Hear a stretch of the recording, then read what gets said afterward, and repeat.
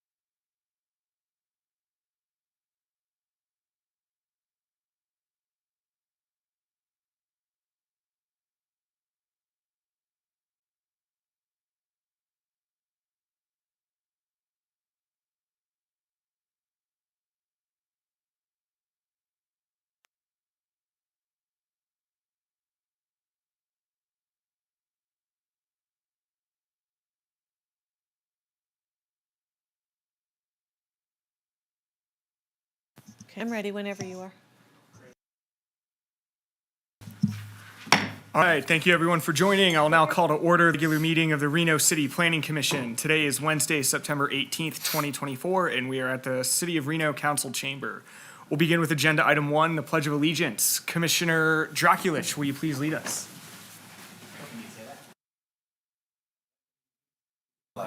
Of the United States of America and to the republic for which it stands, one nation, under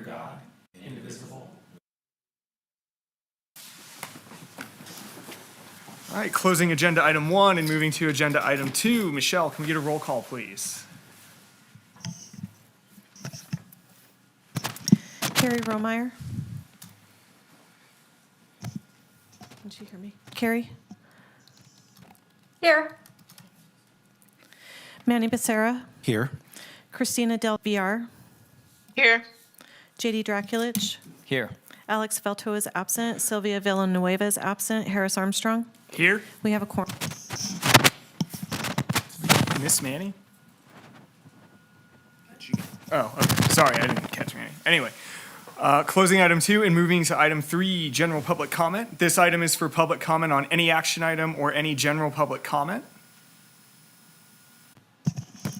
Members of the public may call into the meeting to provide public comment by using the Zoom link provided on the agenda, specifically https://links.reno.gov/P-C09-18-24. It should be noted for those in the audience that comments are to be addressed to the Planning Commission as a whole. Comments heard under this item will be limited to 3 minutes per person and may pertain to matters both on and off the Planning Commission agenda. Please note that the Planning Commission may not take action upon any matter not agendized for possible action on today's agenda.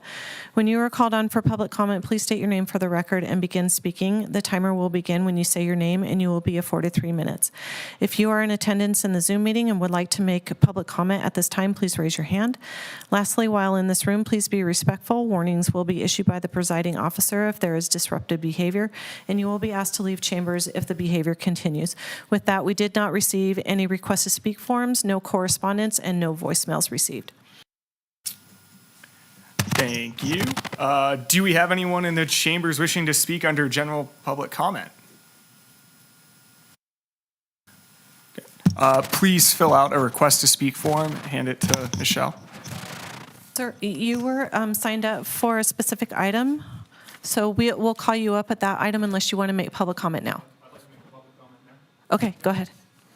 Please state your name for the record. Thank you. I'm Sean McGrath.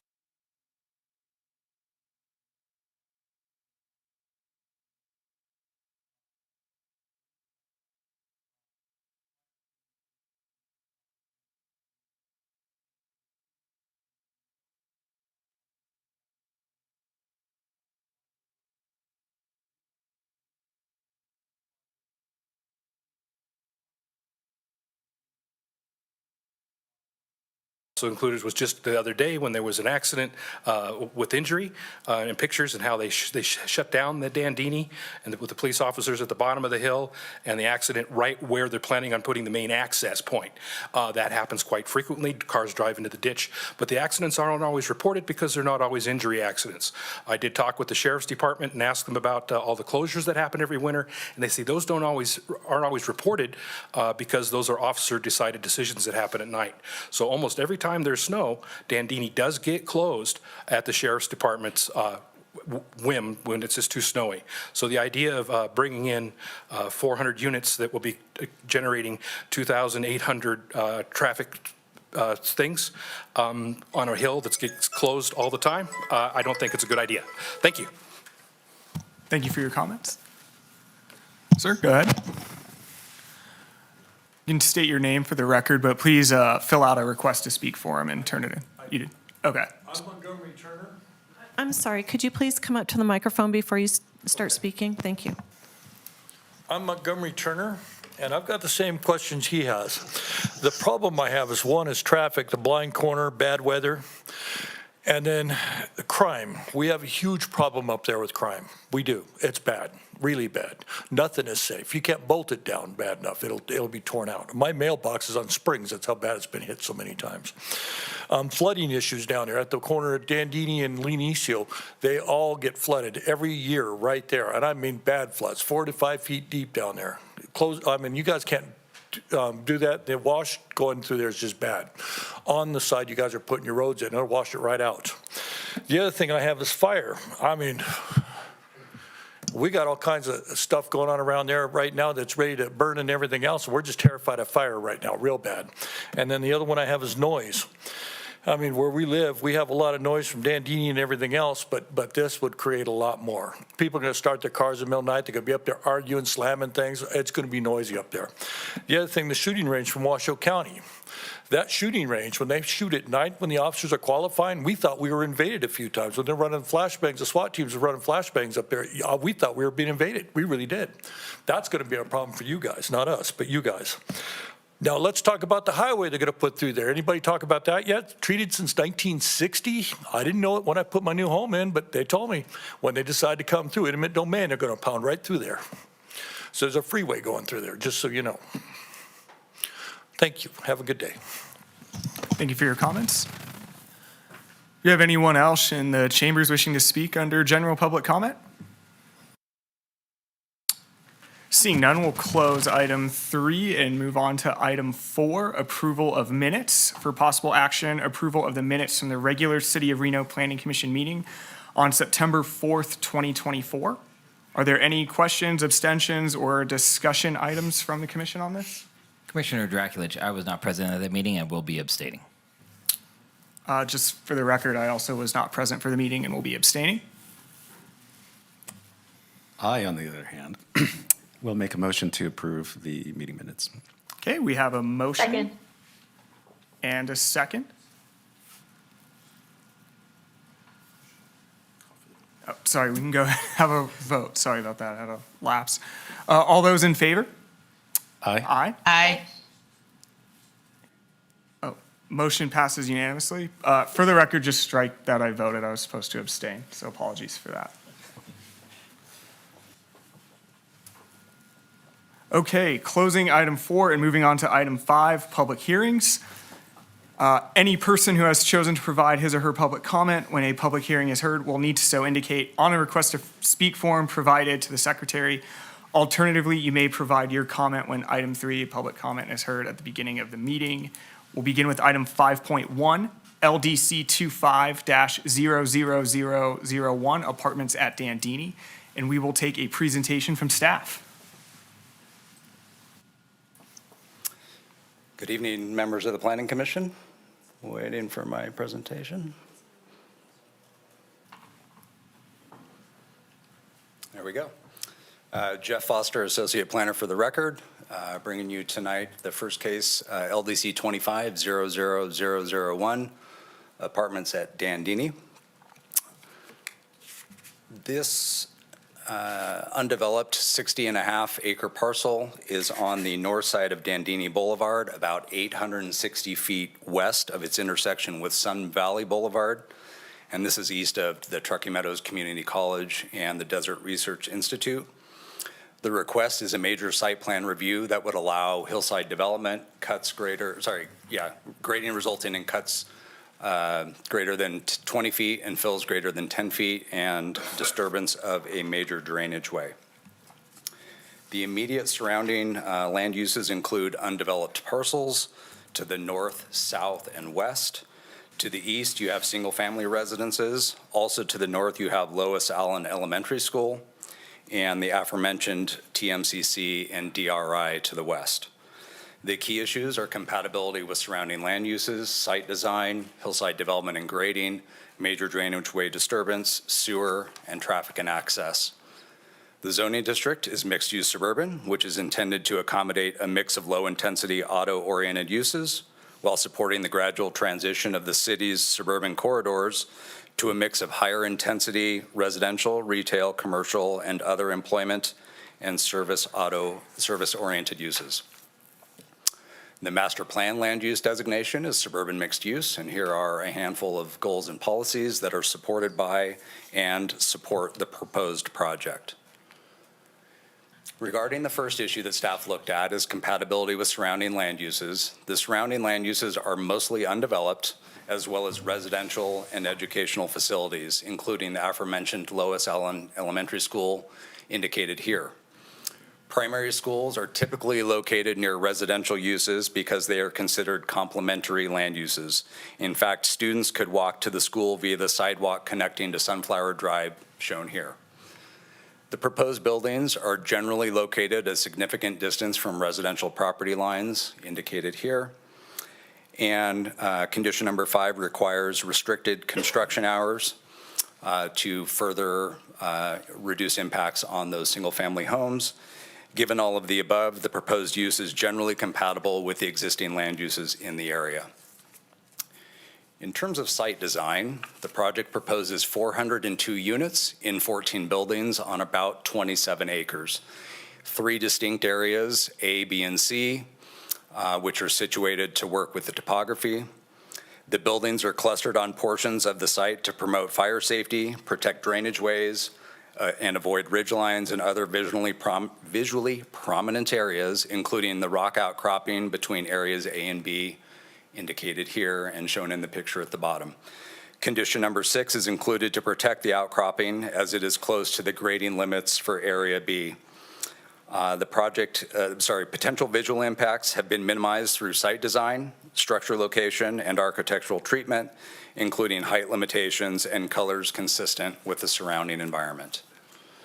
Continuing with site design, the final site improvement plans will include a 10-foot wide multi-use path along the project frontage between the entrances for areas A and C.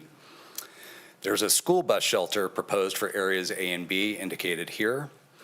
A school bus pullout in front of area C is also proposed as indicated there. The Washoe County School District has collaborated with the applicant's representative on these proposed bus pickup and drop-off locations. The proposed plan and locations and routes are adequate for the school district's ability to provide school transportation services to the development as indicated by school district staff.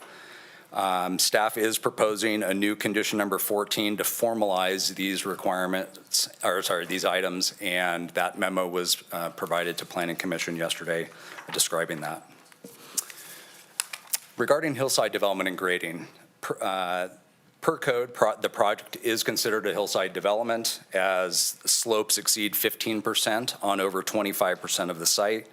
Many of the steeper slopes on the parcel are within the northern portion of the site and are not proposed for development. The development areas are mostly within the 0 to 20% range, which are the green and yellow areas, primarily on the southern half of the site. The project is required to have a minimum amount of open space of about 19.3 acres. RMC also requires additional open space to be provided at a rate of 2-to-1 for development on slopes 30% or greater. Since the project proposes to disturb about 0.79 acres of those slopes, an additional 1.5 acres of open space is required, bringing the total to about 20.88 acres of open space. The project proposes to about 34 acres of open space, which is about 56% of the site. Would remain undisturbed and preserved. Regarding hillside development and grading, the grading plan depicts 4 primary areas shown in blue, where fill is anticipated to exceed 10 feet in height, and 2 areas shown in red, where cuts deeper than 20 feet are proposed. The deepest cuts are about 35 feet, and the maximum fills are about 25 feet. And it should be noted that those areas, as you can see, are proportionally relatively small. Disturbed areas will be designed to reduce overall scarring and retain a natural appearance through contouring, revegetation, and landscaping. Retaining walls will be utilized where necessary to further minimize grading. Grading practices appropriated in hillsides have been incorporated and include hillside adaptive architecture, such as stepped buildings in a few areas that would follow existing slopes and reduce the amount of required earthwork. All areas disturbed by grading and the developed core that will not be formally landscaped or developed with walls will be reseeded with a mixture of grasses and shrubs consistent with the existing on-site vegetation to provide a transition to native plant species.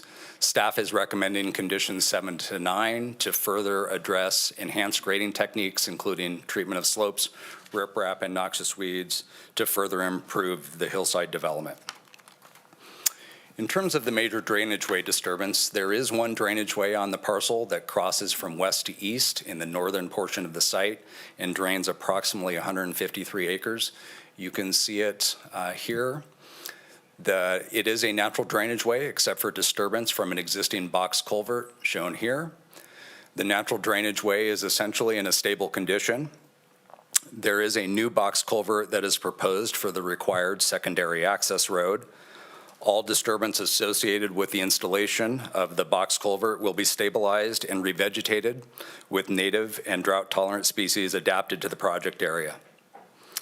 The application materials indicate a portion of the off-site flows are proposed to be routed to a detention basin within the drainage way that is created by fill necessary to construct the secondary access road. Though code does not specifically prohibit location of detention basins within a major drainage way, RMC states no grading shall occur within a natural drainage way except for what is required for construction of bicycle and pedestrian paths or necessary roadway or utility crossings. Condition number 10 is included to require the applicant to investigate and analyze other methods for required flow mitigation that do not rely on further disturbance to the major drainage way. Regarding traffic and access, the Sun Valley Boulevard, Clearacre Lane, and Dandini Boulevard, El Rancho Drive intersection is projected to operate at an unacceptable level of service E under the PM peak hour, cumulative, and cumulative plus project conditions. Optimizing the signal splits at that intersection would allow it to operate an acceptable level of service, and that's condition number 12. You heard a few minutes ago regarding the RTC project. RTC has identified that phases 3 and 6 of the US 395 Pyramid Connection project include elements that run directly through the parcel. Pursuant to the applicant's subsequent conversations with RTC staff, the intent of their comment is informational for the applicant and the city of Reno. RTC has not initiated a right-of-way acquisition process to secure land rights for the alignment, and there is no nexus for the connection project to prohibit approval of the current entitlement application. Here is the first set of major site plan review recommended findings. Staff can make all recommended findings. There is another set of MSPR findings for projects of 10 acres or more. These are listed here, and again, staff can make all recommended findings. Here's the recommended motion.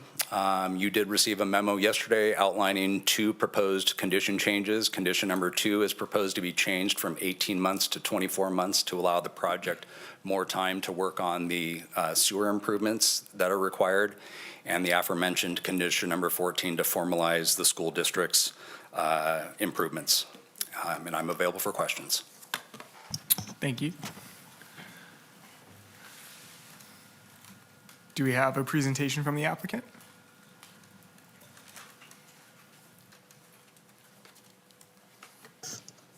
Good evening. Stacy Huggins for the record. Yes, I have a presentation, although it mirrors Jeff's so much. He did a great job summarizing this project, so forgive me for some of the duplicity in my presentation. I will try to not repeat everything he said, because he really did summarize this very well. I'm going to just skip forward around a little bit. Jeff mentioned the zoning on this property, mixed-use suburban.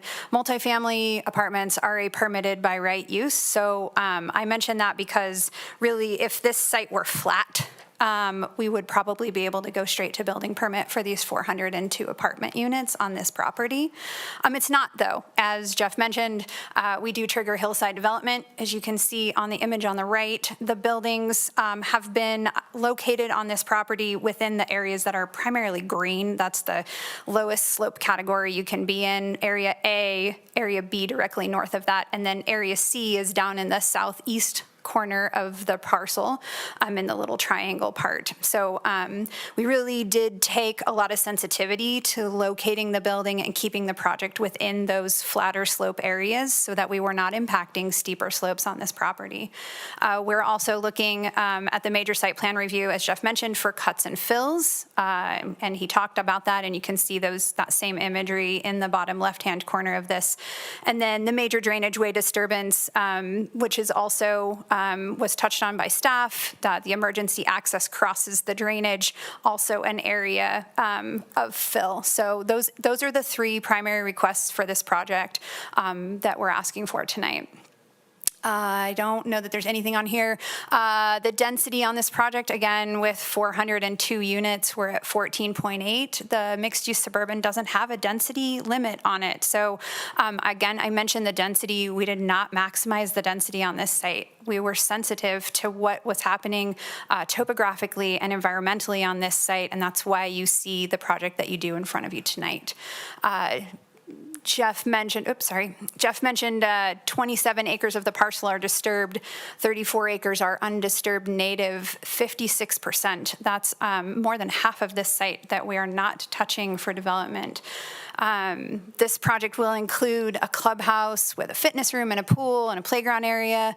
And really, I want to just mention that these apartment units are intended to serve the surrounding DRI and TMCC in terms of workforce housing or student housing. So the goal is that, you know, students going to TMCC could live here and have quick, easy access to school, or the same thing for the DRI employees.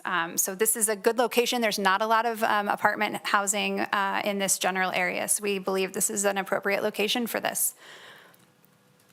The access to this site, we mentioned, or it's been discussed, that Dandini is the primary access to the project area. There are two different access points. The one on the west to the main parts of the project, areas A and B, will come in off of Dandini. There will be a roundabout. That roundabout at the entrance has been sized to accommodate a school bus. So the school bus, you can see there, that's a school bus stop, will be able to pull into the site. It will go through the roundabout, and then it will be able to come back out and go either down Dandini or up Dandini, depending on, you know, its direction.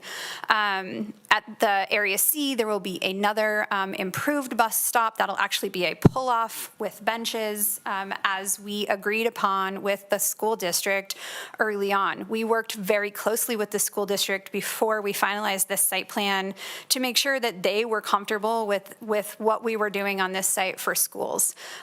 Students going to the elementary school will have the ability to walk to the north up on the emergency access road and connect to Sunflower, where they will be able to go north and get to the elementary school directly north of there. The school district was satisfied with these improvements and felt like they could move forward with this project from a school district perspective. As part of the connecting the two sites, we will be installing a new 10-foot wide multi-use path on the north side of Dandini. That's that blue dashed line between the two bus stops.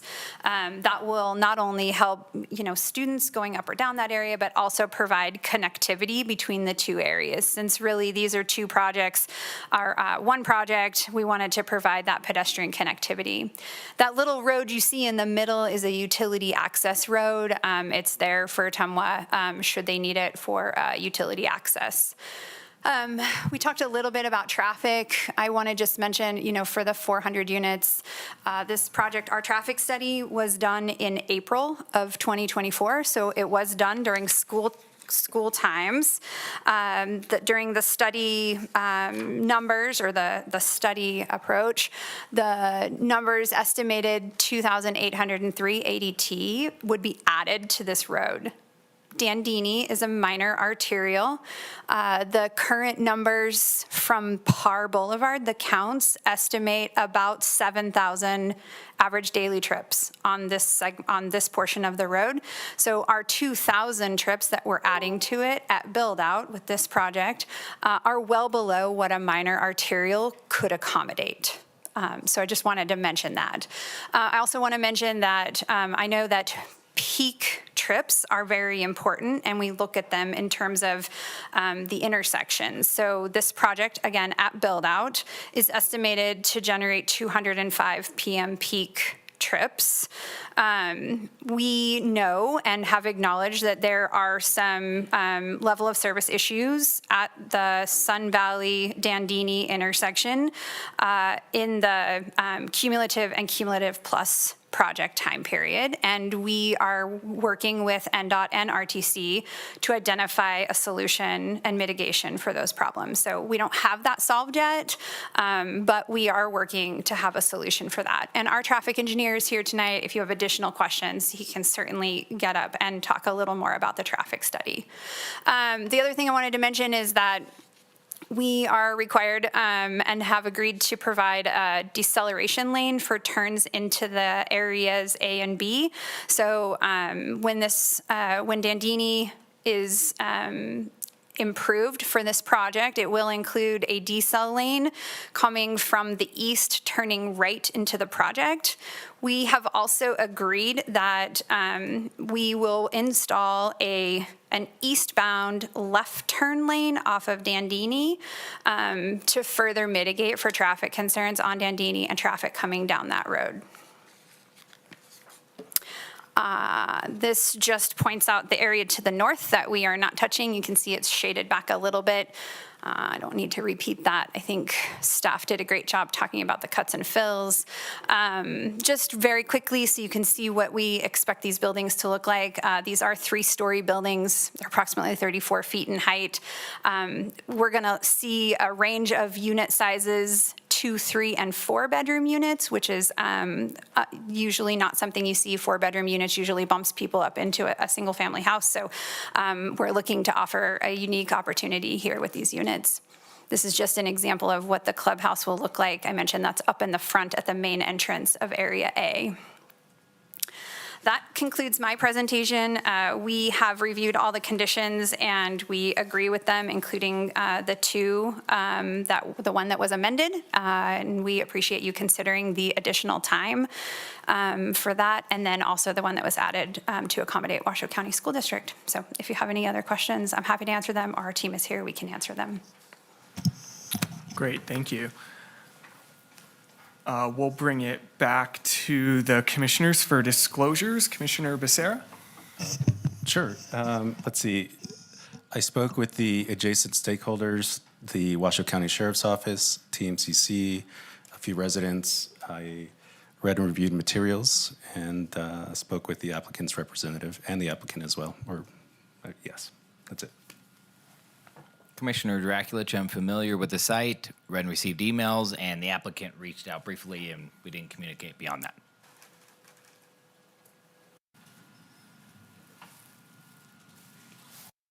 Commissioner Rohrmeyer? Yes, I read and reviewed emails. Received a text message from the applicant's representative, but we didn't have follow-up communication. Very familiar with the site, and I am working for TMCC. Thank you. Commissioner Del Villar?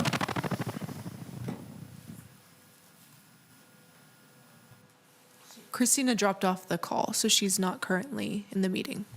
Okay. We can maybe just circle back when she's back on. Commissioner Armstrong, I read and reviewed emails, familiar with the site. No further disclosures. We just moved to public comment. We'll go ahead and move back to public comment. I don't have any requests to speak forms. No request to speak forms, no correspondence for this item. Anyone on Zoom? No one in the Zoom. Anyone in the chambers wishing to speak on this item? Go ahead, you can do public comment on this item. We just ask that you fill out another request to speak form. Absolutely. Great, thank you. You'll have 3 minutes. Again, Sean McGrath for the record. As you notice, these are 3-story buildings. There is nothing in the area anywhere near Sun Valley that has 3 stories, so that, of course, doesn't match, but it definitely needed for student housing. I'm not against this project at all.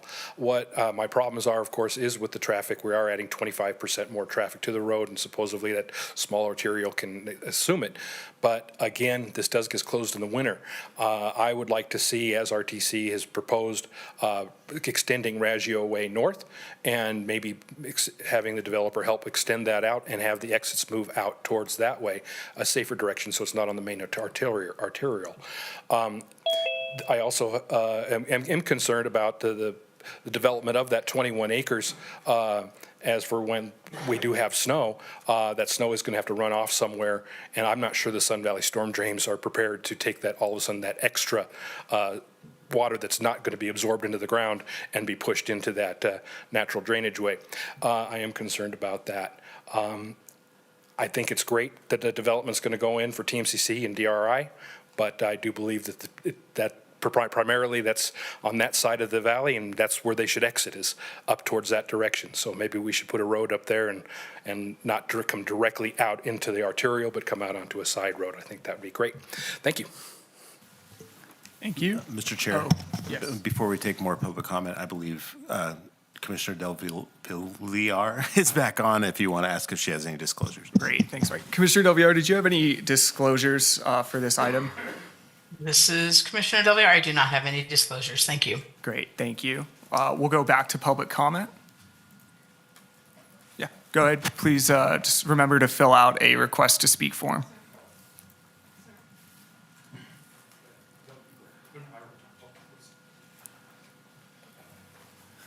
Again, I'm worried, well.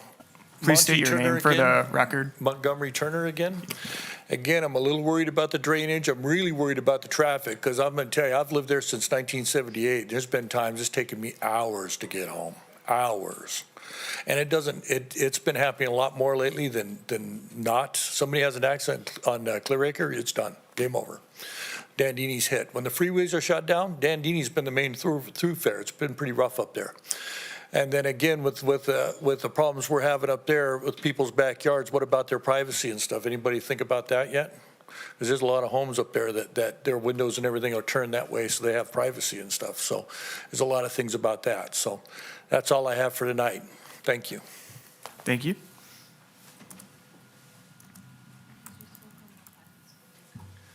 Anyone else wishing to speak on this item under public comment? Seeing none, we'll close public comment and open it up to the commissioners for questions of staff or the applicant. Commissioner Draculich. Thank you, Chair. Question for Jeff, please. Just help clue me in a little bit more. So 402 units, 2,800 trips. I guess I see maybe my first question. We feel like these are going to be affordable housing, lower income families. Is this what we're seeing out of this project most likely? I would reserve that answer for the applicant's representative to speak on that. Okay, I'll have her up in a second. And so I'm just wondering how much traffic is going to go west on Dandini.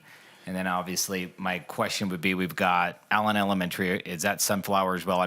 I don't know the elementaries that much. So just north of us, which two schools are there?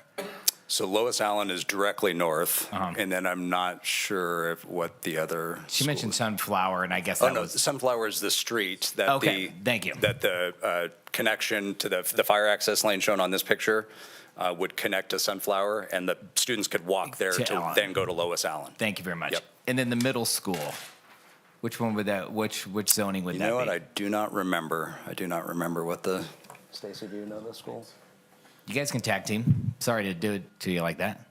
What's that? I know you guys. She can come up if she wants an answer. Because what I'm really just trying to understand is traffic flow, which direction, where are a lot of these families going to be headed, whether on school buses or driving. Obviously, parents or anybody working might choose to go west on Dandini. It sure feels like a lot will go east and get down Clearacre. Yeah, the applicant's traffic consultant could probably speak to the splits, the directional splits where they would be heading on that. And Mike Michelle is here from engineering as well, if we want to get further into those questions. Mike, let's rock it, brother. Love bringing you up. Stacy, please, go ahead and just let me know. Middle school and... Just really quick, and then I'll turn it over. Stacy Huggins for the record. So the middle school is Desert Skies, and I do not, off the top of my head, recall exactly where it is in relation to the school or to the project site. And I do want to tell you that, yes, this is intended to be more on the affordable housing project side, ultimately. Okay. Yeah, that's what I assume. And obviously, if we have some TMCC students, there'll probably be a mix in there if it's affordable for them. But and so Mike can come on up and just help me understand the splits. Mike Michelle, engineering manager for the record. Of the total project traffic generation, only 5% head west on Dandini. The others The others are using Sun Valley and Clear Acre. Okay, that's a lot lower than I thought. Okay, and I'm respecting the public comment because I don't travel Dandini almost ever. And if, winter time or whatever it is, or even the trip's going that way. So we are going to see a lot heading east and then more or less heading south on Clear Acre. Correct. And for my fellow commissioners, Desert Sky, per Google's, is the very north end of Sun Valley. So they'd be going directly at Sun Valley Boulevard. I think you answered my question. Appreciate it. Thank you. Thank you. Commissioner Becerra. Sure, thank you, Chair. Oh, you know what? Do you want to answer in on some of that? Do you mind, for the record, Brian Gant with Wood Rogers? Please. In addition to the 5% heading west on Dandini, there's another 10% projected to head west on Raggio Parkway, so that's a total of 15% heading in the general west direction. So just wanted to clarify that. Thank you. Appreciate it. All right. Sorry, Chair. My apologies. All good. Thank you. Commissioner Becerra. Sure, round two. Thank you. I think for Jeff, would you mind bringing up slide 12, please? On my slides, or Yes. if you can bring up my presentation? 12, you said? If my eyes aren't deceiving me.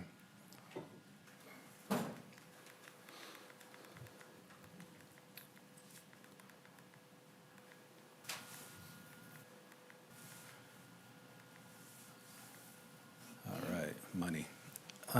Okay, the last bullet, optimizing signal splits would allow it to operate at an acceptable LOS. I'm a little confused by that, only because there was a letter from RTC dated July 31st, 2024, about a little over a month ago, that seemed to disagree with that, and they had concerns. So I was wondering, was that resolved with RTC since then? So the RTC letter that I'm familiar with focuses on the connection between the US 395 pyramid connection that I mentioned earlier. If it did disagree with that, staff is in agreement with the traffic study recommending the optimized signal splits at that intersection. So even though RTC may disagree, if that is the case, and I apologize that I don't recall that traffic letter. Do you guys have that letter? Did they address the concern that Commissioner Becerra is talking about? Yeah, do you want me to address that? If you wouldn't mind, I would defer to the applicant's traffic consultant on that. But I would say, just in general, again, that even though RTC or NDOT or some other agency might have a concern, on various things, ultimately the city is the arbiter of this, and our staff vetted the traffic consultant's report and agreed with it as proposed. So. Sure, like fellow Commissioner Draculich mentioned, let's just tag team. Come on up. Again, for the record, Brian Gant with Wood Rogers. So I guess to parse things down a little bit in the comment from RTC, it wasn't a comment suggesting that the optimization for the signal at that location wouldn't work on its own. It was a clarification that this signal is in coordination with signals north and south of it, and therefore would have to be looked at as a unit across all three of those signals.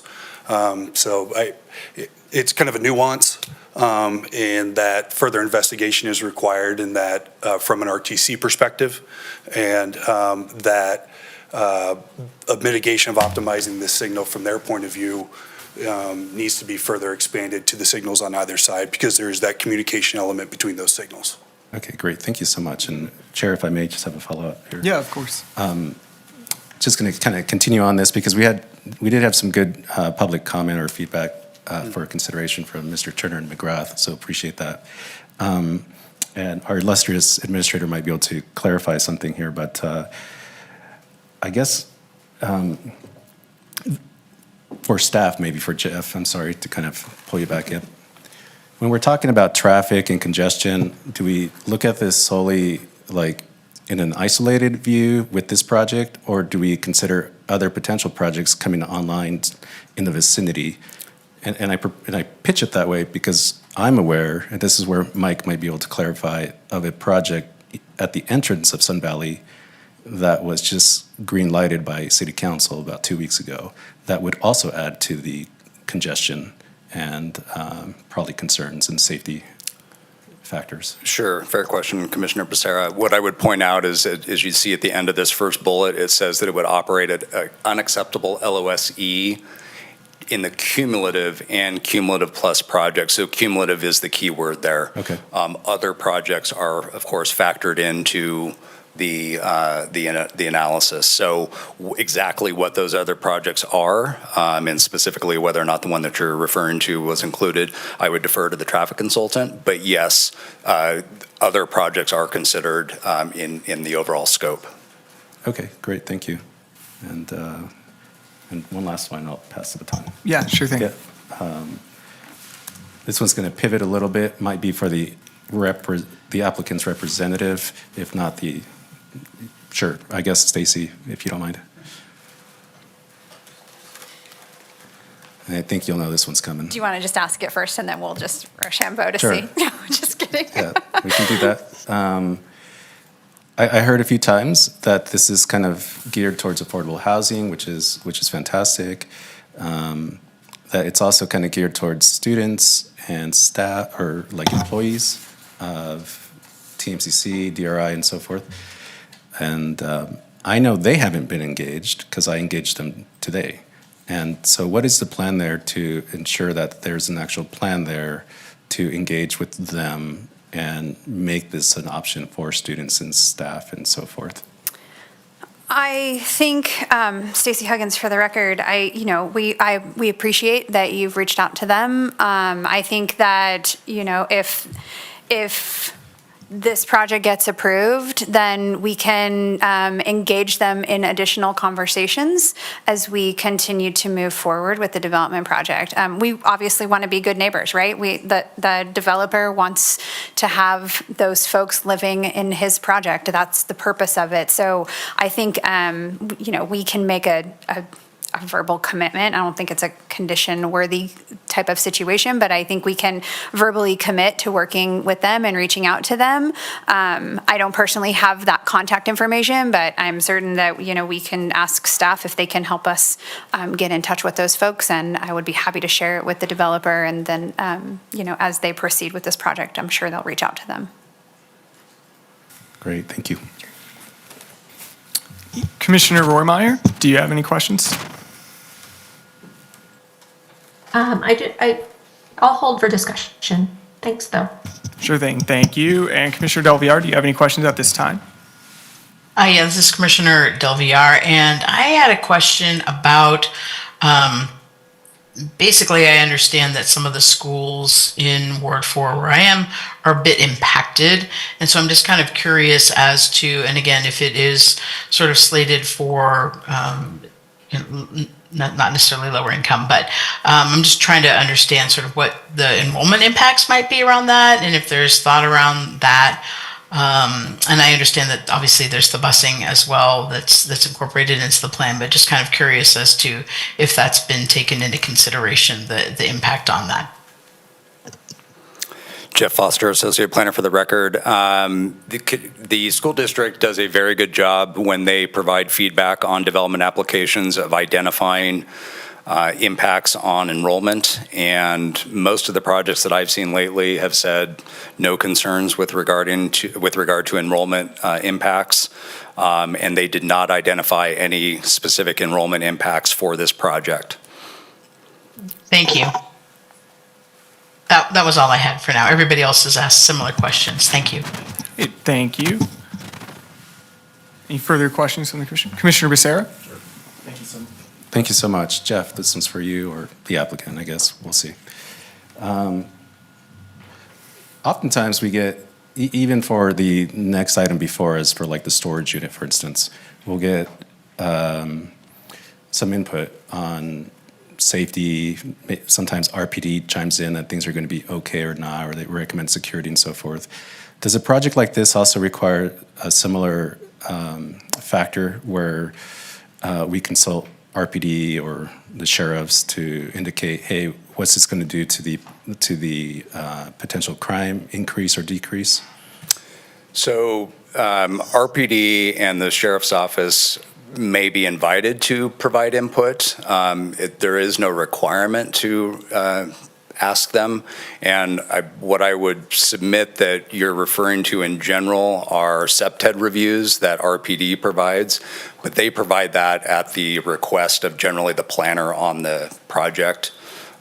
So if I had contacted RPD and asked for a SEPTED review, or if I could have contacted code enforcement and asked for a SEPTED review, they could have provided that. But as a matter of course, that's essentially at the invitation of the planner, based on whether or not we think that there's a concern. So that was not done in this case, but that may be something that you want to chew on there. As far as the sheriff's office, if a project was directly kind of adjacent to the sheriff's office, much like the soccer stadium project was last year that I worked on, this body may remember that project. We did consult with the sheriff's office because of the adjacency and the potential impacts from the game day traffic control operations on the sheriff's access there. But as far as just kind of a general, input from the sheriff's office, they would have had an opportunity to provide comment when the DRM was sent out, because the Washoe County Planning and other Washoe County folks are on that list. So essentially, they would have had an opportunity to provide comment, and they did not. Okay. And just for simple folks like myself and those maybe listening, what's a DRM? Development review memo. Okay. Yeah.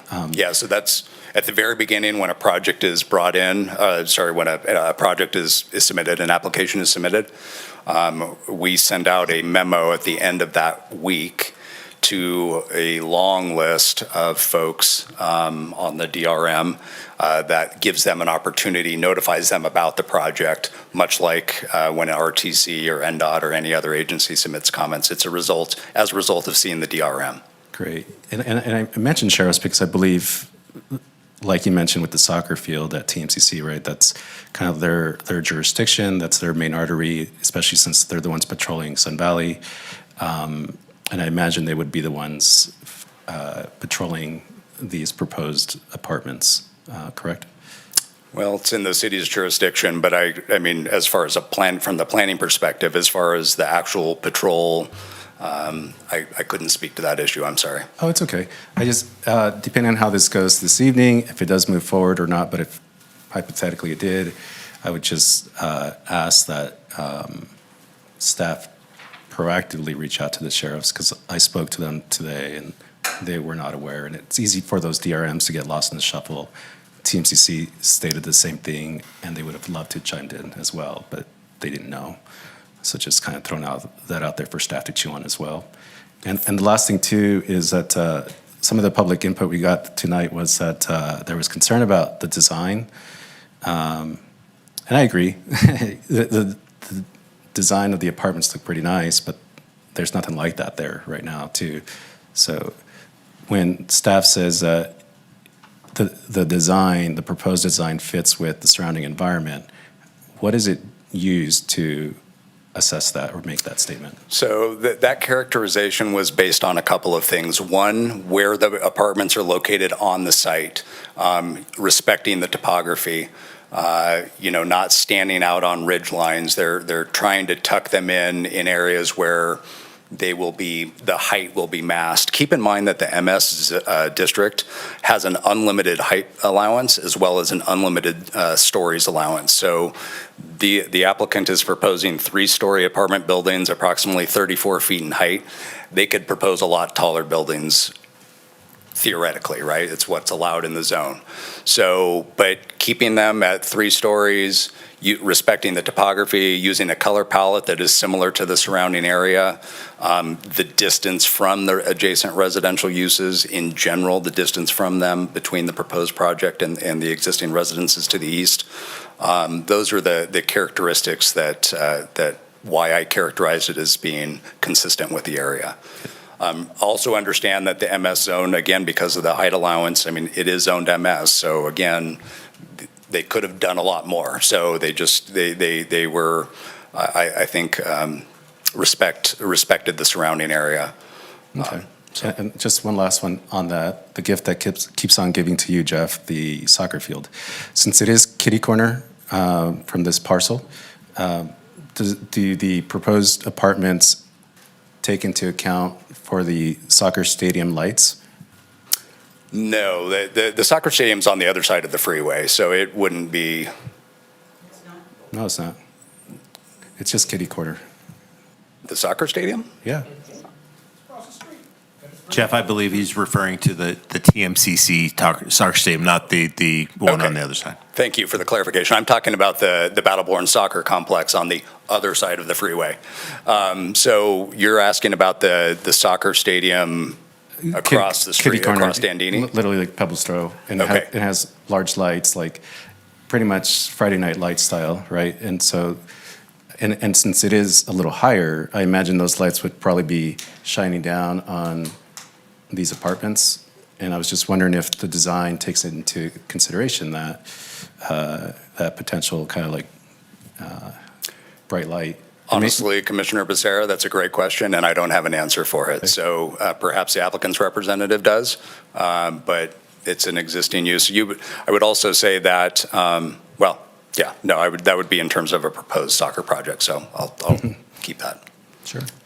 Stacy, do you have any? I don't. No? Haven't looked into it. That's okay. All right. Maybe something to chew on as well. So Okay. just Commissioner Becerra, just if I can clarify one point, you had asked about whether this project would be patrolled by the sheriff or the Reno Police Department. It's in the city of Reno. It would be patrolled by the city of Reno, the Reno Police, not the sheriff. Yeah. Okay, great. Thank you.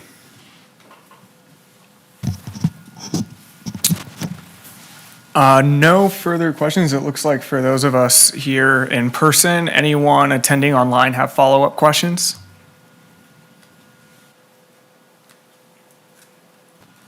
Not hearing any follow-up questions. Should we move into discussion? Commissioner Draculich? Commissioner Draculich, yeah, I'll keep it short and sweet. I like to see this project. I feel like my concerns about traffic, it's never perfect. We're a growing city. It looks like we're probably going to have some curveballs here and there as we continue to grow. Knowing that we're not pushing west often helped me. Obviously, knowing that a lot of it's going to be going into that major intersection. Going to trust traffic and the staff to have looked at that closely enough. I'm sure that was top on their list. And I guess my understanding coming into it too, I mean, really we're looking at a project that is only being triggered because we have hillside development, grading and cuts and fills, and disturbance of a major drainage way. It looks like we've solved those problems. I've never been one to get too disturbed by hillside development when they have taken care of what they're doing. We've got a need for what is hopefully going to be affordable housing. I've driven through Sun Valley 100 times in my life being from here, and I feel like it's a good project. So I will be supporting this and hope it goes through. Thank you, Commissioner Draculich. Commissioner Rohrmeyer, you had indicated during questions that you wanted to save your item for discussion. Do you still have an item for discussion? I can make it pretty brief.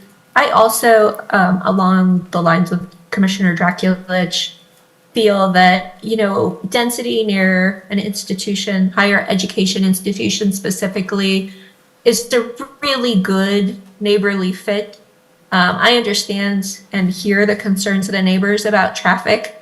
I think there are mitigations that are possible, and happy to hear that time is going to be spent to invest more time into this. I, for one, I can't condition it, obviously, but it seems to me that, especially if it's going to be more affordable units, that there's a real win by a developer here by offering things like transit passes to tenants and other incentives to get people out of their cars, especially if they're employees or students. And so that kind of thinking, I think, would go a long way. Deal with the extra generation of trips, especially in the morning or the afternoon. In terms of height and in terms of compatibility, I actually can't think of a better thing than having pretty dense multifamily next to a higher education institution that currently does not have housing, I might add. So appreciate the consideration. Thank you. Thank you, Commissioner. Commissioner Becerra? Sure, unless you'd like to go first. No, go ahead. Okay, thank you. I agree with my fellow commissioners. Great, the intention here seems pretty good. At the moment, I can't make the finding for the traffic. It's not always a deal breaker because I believe we can find solutions. But it doesn't seem like there's something viable so far with the LOS that would be going from the current D, which is not okay. If anyone ever goes through there, which I travel that all the time, and I'm very familiar with the site, and I would have appreciated, I think, a more sound solution being brought forth to us tonight. And again, like Commissioner Draculich mentioned, nothing's ever perfect. I'm not looking for that. I'm looking for excellence, and I don't think we've been presented with that just yet. And I think that what Commissioner Rohrmeyer mentioned about density, I agree with that too. And it'd be great if there can be partnerships and the developers can maybe issue passes and so forth.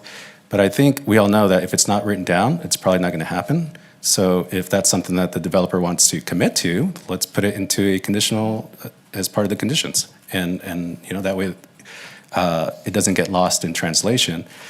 Because I also understand that there's a for sale sign on the property right now. So I'm not sure who we're selling to entirely. And so who we sell to tonight or support tonight may not be who's doing the project 6 months from now. So as of now, I'll be a no.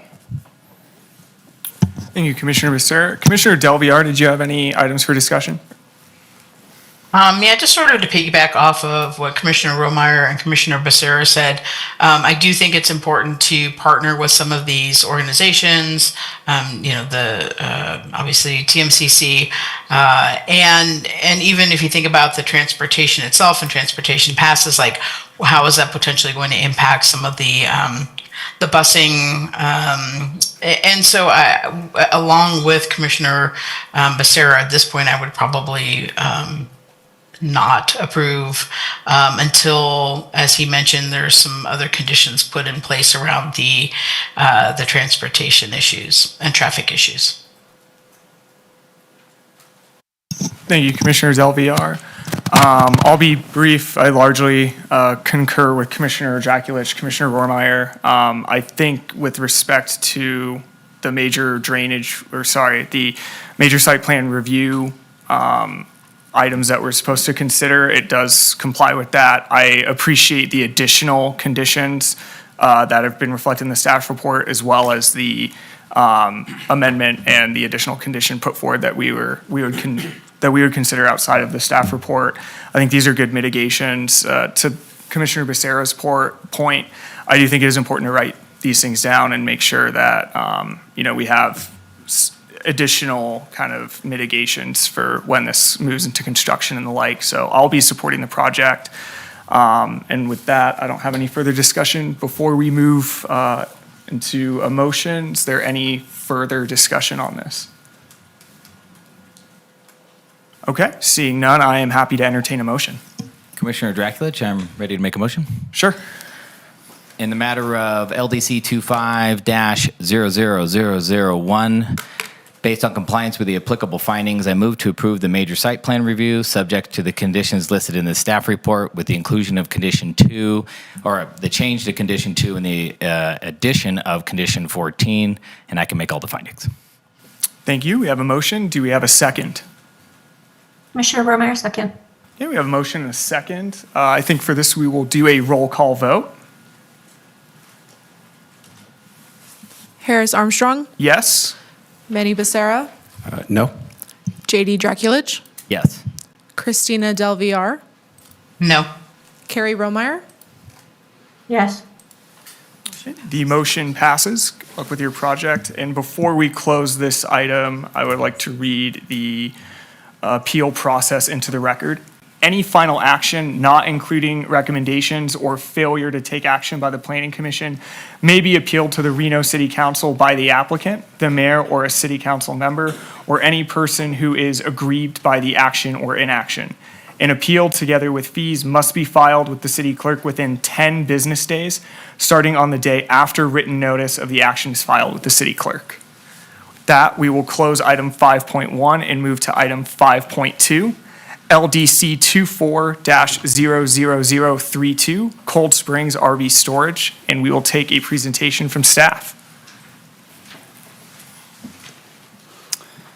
Good evening again, Planning Commissioners. Jeff Foster, Associate Planner for the record. The second case I'm bringing you tonight is LDC 24-00032, which is the Cold Springs RV Storage Project. This undeveloped site is about 7.5 acres, and that is on the south side of Village Parkway, about 570 feet east of its intersection with Cold Springs Drive, which is east of Highway 395. I will note at this point in time that the current roughly 3.5 acre project area is approximately half of what was originally proposed, and we'll touch on that later. The request is a conditional use permit to allow a mini storage or mini warehouse and storage facility, as well as non-residential development adjacent to residentially zoned property. The adjacent properties to the north, south, east, and west of the site are currently undeveloped. The south side of the site borders White Lake. There are limited residential uses to the north, with property lines as close as 100 feet from the subject site, and the parcel I'm speaking about is shown here. The key issues are compatibility with surrounding uses, project design, ecological issues, and hydrology. The zoning district is a mixture of two zones, general commercial and unincorporated transition 40 acres. I should note that no development is proposed on the UT 40 portion. The GC district is intended to accommodate a mix of established, low-intensity auto-oriented uses while supporting the gradual transition of the city's suburban corridors to a mix of higher-density residential, retail, commercial, and other employment and service-oriented uses. The master plan land use designation is suburban mixed use, and here are some goals and policies that support and are supported by the proposed project. In terms of compatibility with surrounding uses, there is residential zoning in the county adjacent to the site, so residential adjacency standards do apply.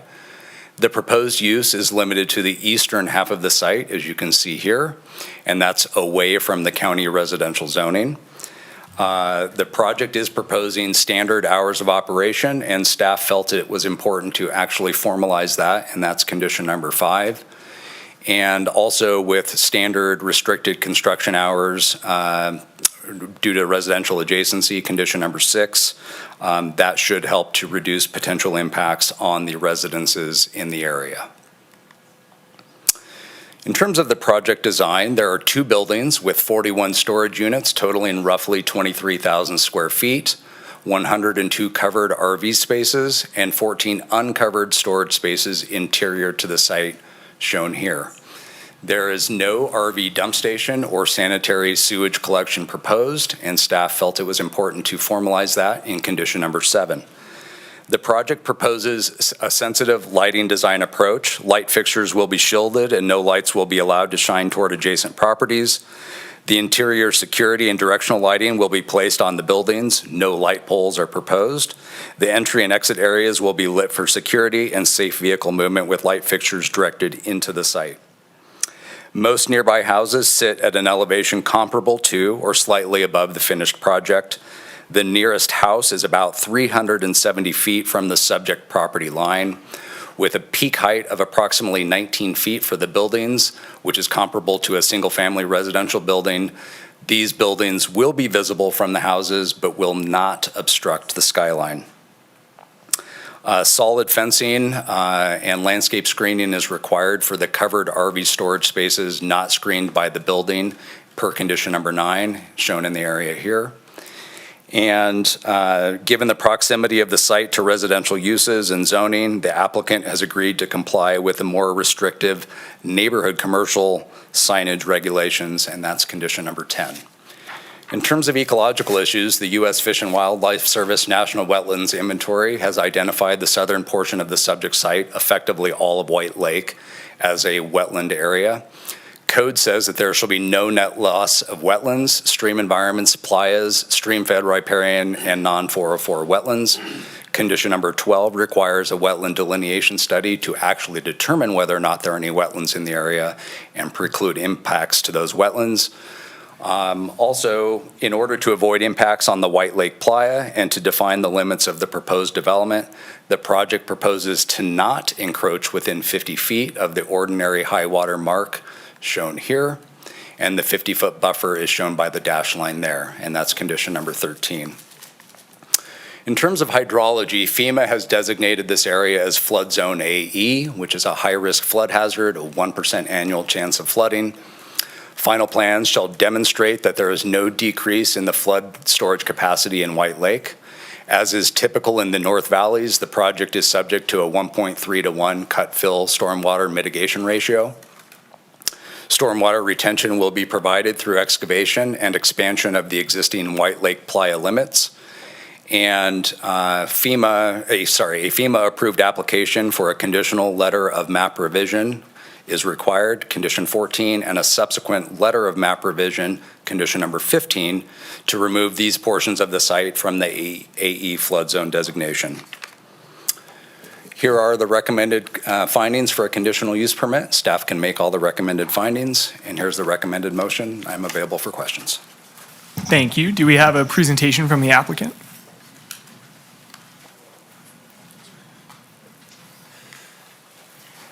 Good evening, Derek Wilson on behalf of the applicant.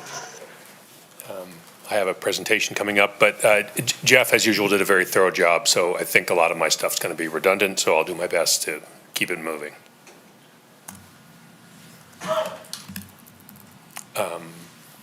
There we go.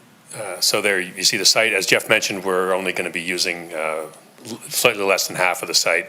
And then there are no houses directly adjacent to this site. There is some county zoning, as he mentioned, it's unoccupied, so we're not going to be impacting any existing houses. That's a brief summary of the project. A fairly straightforward storage facility with the standard landscaping, screening, secure fencing, etc. Low intensity use of the site. 47% of the total parcel area is going to be used for this project. No change to the master plan needed. The master planning and zoning has been in place on this site for some time. No change needed for it, for this project. So we're complying with the existing master plan and zoning. That's a quick view of the site plan. We've got a clearly defined entrance and exit, 2 buildings, and then some covered storage in the middle, the central area of the site. There'll also be, we worked with the city to condition extensive screening of the site from Village Parkway. So there'll be fencing and landscaping around all the visible sections of the site. We spent quite a bit of time with revisions. The city made some requests and we complied with them to ensure that there are no environmental impacts from the project. So significant reductions to both the footprint and the unit count, and an increase in the stormwater detention area. I should also mention that our project engineer is here. He can give specifics on any questions that anyone might have. Then again, Jeff already gave you this, but that's the dark line is the high water line of the lake, and then we have a substantial setback from that high water mark. That's the project area now. So I spoke with some of the neighbors. The city received a few comments from neighbors, and I responded to each one of those individually. I don't believe there's anyone here right now, so I'm hoping that I answered those questions. There were no follow-ups after I responded. But a lot of the questions were about view impacts, and I got the sense that people were envisioning a very substantial Amazon warehouse type project. So once people heard that it's limited to roughly 19 feet, I think that alleviated a lot of that concern. And it's worth noting, you can see in the background the freeway. You can see the freeway on-ramp from Village Parkway. The height of the project is well below the height of the freeway and Virginia Street in the view towards the mountains. So we're not going to alter anybody's view of the skyline. This is an exhibit showing building mass. We understand that buildings are going to have to look substantially different from this. There are requirements on that, and we're going to comply. But this shows you the building mass that we're talking about. So not tall buildings. And these are the sort of embellishments that you can add to these buildings to comply with city code for the residential adjacency standard and the building detail standards.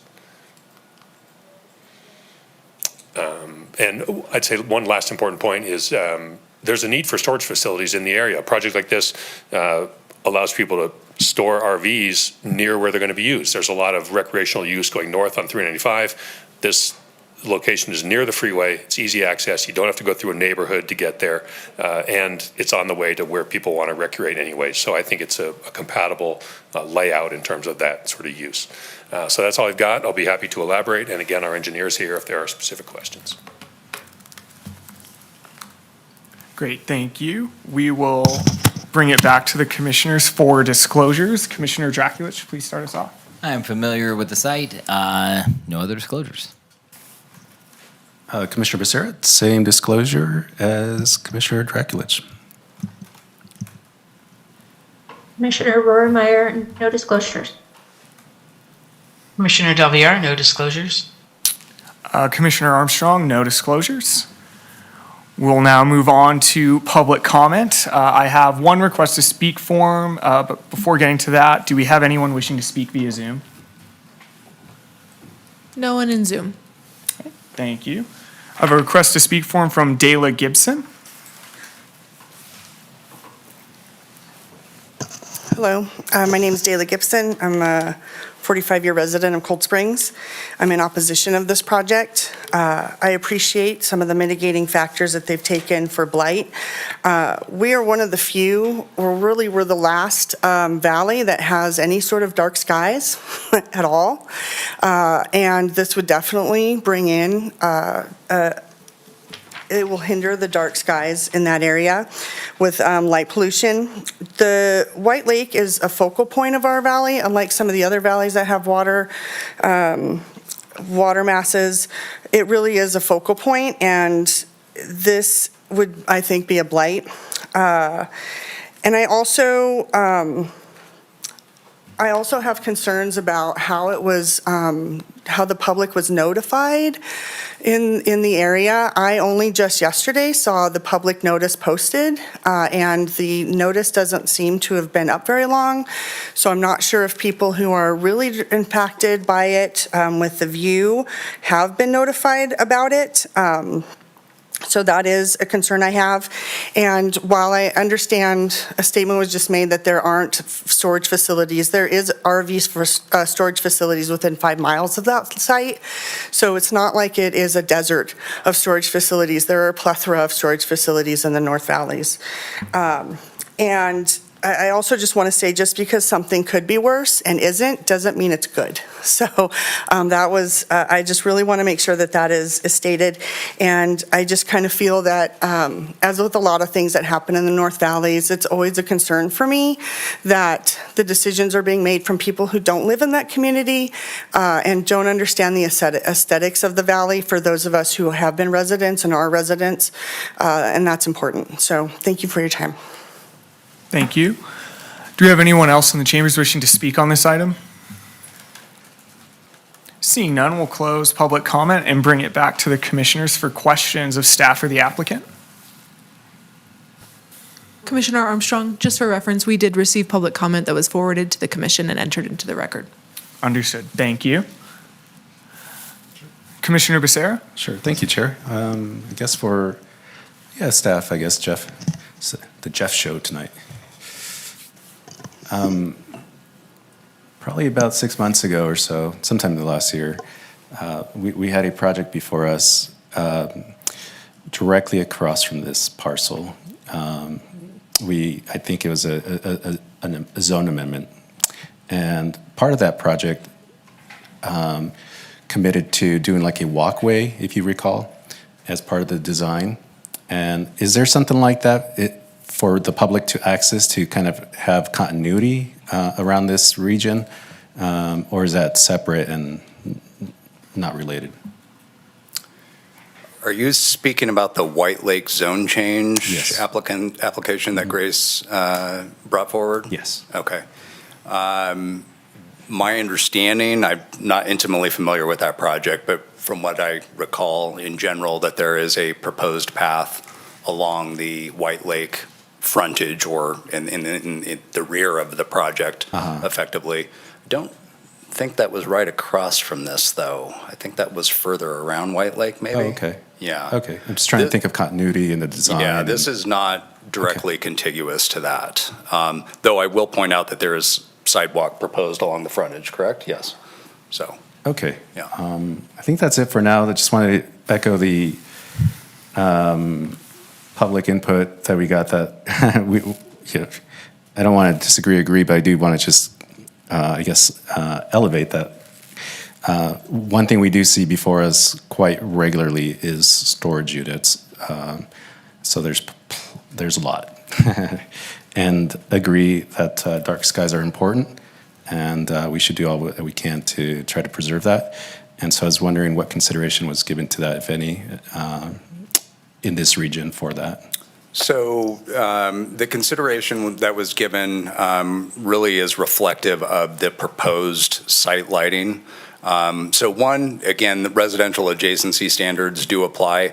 When the application was originally submitted, it was suggested that residential adjacency standards don't apply, but they do. And even though the residential zoning is kind of away from the project area because of the adjacency of the zoning, those standards do apply. And one of the provisions in the residential adjacency section of code is severe limitations on the height of allowed lighting and things like that. Combine that with the standard code provisions in terms of cutoff optics and other types of limitations on lighting. Combine that with what they proposed in terms of lighting being directed interior to the site, being affixed to buildings versus being on poles, things like that, kind of minimal security lighting, or minimal security lighting. All of that together is what we based our conclusion on, that it was appropriate in terms of the lighting. Oh, okay. And so just in relation to dark skies and the impact to it, are the lights facing downward, or are they allowed to face up? No, code does not allow lighting to face upward at all anywhere. Okay. No, they would definitely be directed down and interior to the site. Okay, and just the last one, no concern with flooding or anything of that sort, since it's right next to the wetlands? No, and in fact, the applicant's engineer can speak to that further, but they are proposing way more storage mitigation, stormwater storage mitigation than they are required to have. Okay, thank you, Jeff. Thank you, Commissioner. Commissioner Rohrmeyer or Commissioner Del Villar, do you have any questions at this time? Again, kind of more of a discussion, but I can maybe make it into a question for Jeff. Sorry, Jeff. Just from the staff perspective, and I did just check the property ownership around Whites Lake, because that zone change was a large request. And I remember Lifestyle Homes stating that they owned Whites Lake and that open space parcels.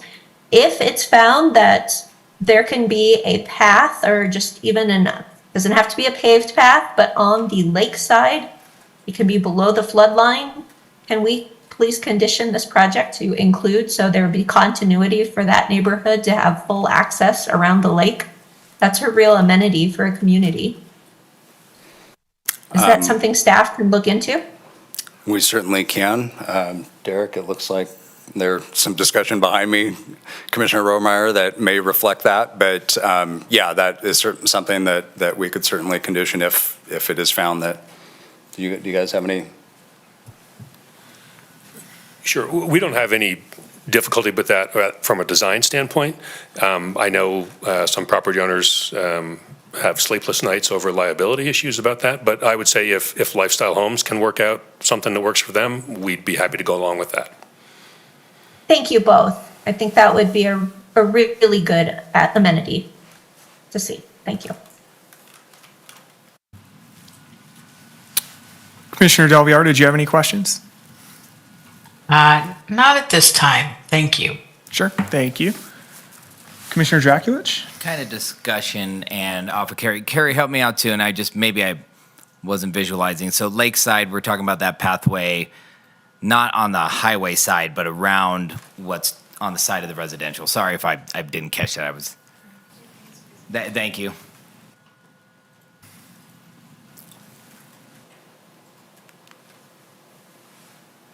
I'm just trying to see if, yeah, that's the furthest out we're zoomed, so. That's fine. I get the gist from there if you want to show me. And I'm sorry, so which way is the pathway for the connection? Mike, do you It remember? would be on the lake side, not on the street front side. Oh, okay. Yeah, I understand. Okay, Yeah, thank you. But it's further around White Lake, correct? The White Lake Commerce Center project was on the east side Yes. of the lake, kind of over where the existing commercial areas within Cold Springs are. That's where that project was located. And again, that would be a pathway with connection to that? I don't think they aren't capable of doing that. That I know they aren't, project but had yeah. it. So in theory, as Mr. Wilson stated, if the adjoining property owners were able to, agree to put a path on their property, in theory, it could ultimately connect to that Understand. project. And that's what I was thinking was being discussed. I just wanted clarity, so thank you. Okay. Yes. And Lifestyle did, on record, say that they were willing to do that. They showed that in their conceptual design on the parcels that they owned and made the claim that they owned all of the open space property as well. So, and that seems to be confirmed by the Washoe parcel mapping software.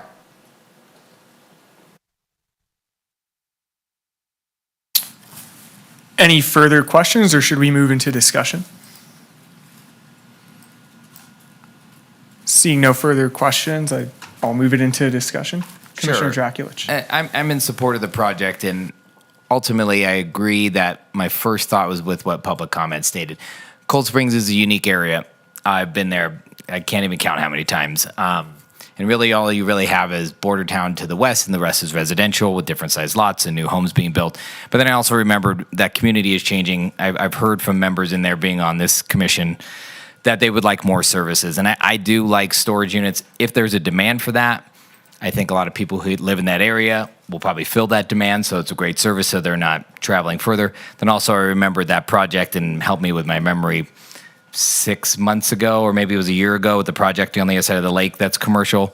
So that community is changing. And so I guess I can see this as being compatible because of that. There is some evolution happening there, and I understand there's a mixed bag of emotions on that with the residences, but I know quite a few homeowners up there is always wanting something like a grocery store, restaurants, office space, and I kind of see storage units as being something complementary as a service out there. So I'll be in support of the project, and I will grace Commissioner Rohrmeyer with adding that condition. Have fun with that. Thank you, Commissioner. Commissioner Becerra? Sure. Pretty much just echo Commissioner Draculich's sentiments there. It's always it's a hard one to balance. And I'm sometimes surprised what I remember from 6 months ago to a year ago. But this one was a particular special project that involved a lot of discussion, a lot of public input, and sometimes I just want to make sure that there's continuity with related or surrounding projects, so we can ensure that we make a project as good as it can be. Kind of like what I mentioned at the last agenda item. Just doesn't have to be perfect, but just excellent as much as possible. And as long as there's mitigation efforts around, addressing night sky concerns with the lighting, which it sounds like there is, the best thing we can do is be good shepherds, and hopefully this is one. And for the record, I don't ever want to hear that we don't have enough storage units, because there's a lot. Thank you, Commissioner Becerra. Commissioner Rohrmeyer, did you have any follow-up for discussion? No extra questions. Commissioner Del Villar, did you have anything to add to discussion? Yeah, sort of along with what Commissioner Bashir is saying, it is hard, when we think about and to some of the other conversations about some of the services. I don't hear people say we need storage units. I do hear them saying we want some restaurants, or we want a sit-down restaurant that's open in the evening, or we want some other services. And also, I would hate to sort of see the land around that lake destroyed. I think there's some other things that could be done with it. So I'm very conflicted about what this means. I definitely agree that like if they can mitigate some of the dark sky issues, and to the gentleman who spoke earlier, if he's spoken to some of the residents who had stated that they were concerned about losing some visibility to Peavine, and that was not going to be necessarily a concern going forward. But I'm still not sure how I feel about this. But I do appreciate the condition being put in for having some ability to have a trail along the lake. I think that would be one way to help with some of the issues that we're seeing here. That's all. Thank you, Commissioner Del Villar. And I'll just briefly contribute. I largely echo Commissioner Rohrmeyer, Commissioner Draculich, and Commissioner Becerra's points. The only other thing I'd like to point out with respect to, I guess, how the project fits in with the environment, I just would again want to point back to the master plan and Title 18 conformance. This is something that is not requiring a zone change. It's allowed by right, and I think that's just an important thing to consider for these kind of discussions. So with that, I do intend to support the project, and if there's no further discussion, I am happy to entertain a motion. Commissioner Becerra? Sure. I just wanted to just be clear that I'm in support with the proposed amendment soon to come from Commissioner Rohrmeyer. So thank you in advance. I will ditto that. And Commissioner Rohrmeyer, would you like to make a motion? I would love to. I can't see the recommendation. And so if somebody could. I think they just put it on the screen. Can you see it now? I cannot.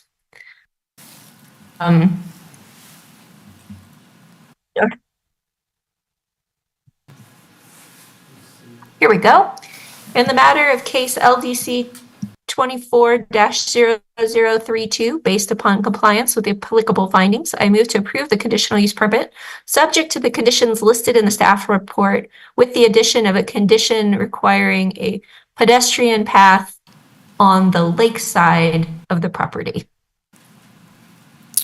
We have Jeff? Jeff Foster, Associate Planner for the record. I thought the discussion was regarding the path, if it could be worked out with the other property owner's ability to put the path also. Was that the intent? Because in other words, if they put a path in that doesn't go anywhere or to anywhere, kind of pointless, so. Makes it fun, Jeff. Road to nowhere, Jeff. No, you're correct in your understanding. Okay, so just to clarify that it would be, that there would be a contingency on in the condition. Correct. Okay. So I can amend the what I just said if that helps. Yep, please do. Can you put that back up? My memory is fried, I suppose. Or do I just restate the last sentence? You can just restate the last sentence. Thank you, Okay. Commissioner. With the addition of a condition requiring a pedestrian path on the lakeside, if it can be worked with neighboring property owners to have a continuous path around White's Lake. Thank you. We have a motion. Do we have a second? Commissioner Draculich, I second. Okay, we have a motion and a second. Move into a vote. All those in favor? Aye. Aye. Aye. Okay, the motion passes unanimously. Good luck with your project. We'll close item 5.2 and move on to item 6, staff report. Sure. Sorry, going back a little bit before we close item 5.2, I would like to read the appeal process into the record. Any final action, not including recommendations or a failure to take action by the Planning Commission, may be appealed to the Reno City Council by the applicant, the mayor or a city council member, or any person who is aggrieved by the action or inaction. An appeal, together with fees, must be filed with the city clerk within 10 business days, starting on the day after written notice of the action is filed with the city clerk. With that, we will close item 5.2 and move to item 6, Truckee Meadows Regional Planning Liaison Report. think that would be me on this one. It's the same report as, I think, 2 weeks ago, since we meet once a month at regional. The update at that time was that we were presented with a updated natural resource plan and a draft anyways, and that is slated to come before City Council, I believe, tomorrow in Chambers. Is that correct, Mike? That's correct. Yeah, that's correct. So, and the regional staff is doing kind of a roadshow. So it's City of Reno tomorrow with Sparks, I believe, next week and so forth. And their whole goal is to get final approval from all regional stakeholders by October so they can begin to implement the plan. And that's all I have. Great, thank you, Commissioner. We will now close item 6, move to item 7, staff announcements. Just a couple quick announcements this evening. At your next meeting on October 2nd, Councilwoman Ebert will be here to provide a council liaison report to the Planning Commission. Additionally, Candace Stoll with the Reno Sparks Indian Colony will be making a presentation on tribal planning efforts that they have underway. In terms of city council action on previous planning commission items, as Commissioner Becerra mentioned, last week's council meeting was canceled due to the Davis fire. That meeting has been rescheduled for tomorrow. The only item relative to this board is the, other than the regional update, is the second reading of the Canyons PUD, which was adopted last month by council. Great, thank you. We'll close item 7 and move to item 8, Commissioner's suggestions for future agenda items. Do we have any suggestions? Commissioner Draculich? None? Commissioner Becerra, any suggestions? Any suggestions from our online attendees? No. No, thank you. Awesome, thank you. We will close item 8 and move to item 9, general public comment. Is there anyone in the chambers wishing to speak under general public comment? Seeing none, we'll close public comment and move to item 10, adjournment. So moved. We have a motion. So seconded. We are adjourned. Thank you. Thank you.